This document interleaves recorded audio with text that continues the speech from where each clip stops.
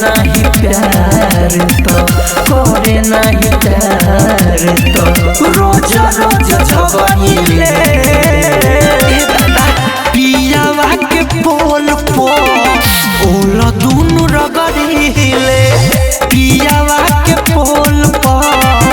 ओला दुनु रगड़िले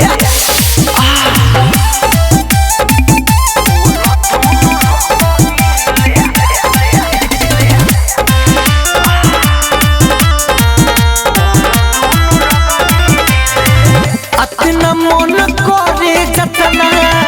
अंदर से फील हो सोचिए के हो जाला लहंगा हमरा गीला हो अतना मन करे जतना अंदर से फील हो सोचिए के हो जाला लहंगा हमरा गीला हो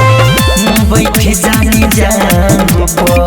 बैठ जानी जान पो डालता लेखा तो भरिले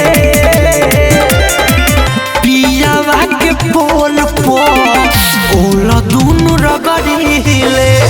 पियावा के पोल पो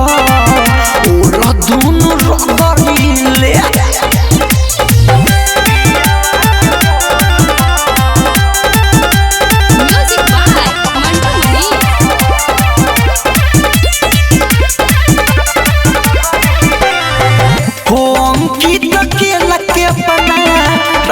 बड़ी खुश हो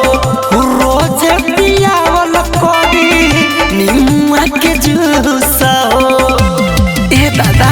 होम की तो के लगे अपना राखी बड़ी खुश हो रोज रोज पियावल करी निमुआ के जूस हो राइटर मिथलेश पूछे राइटर मिथलेश पूछे तो मनबरिले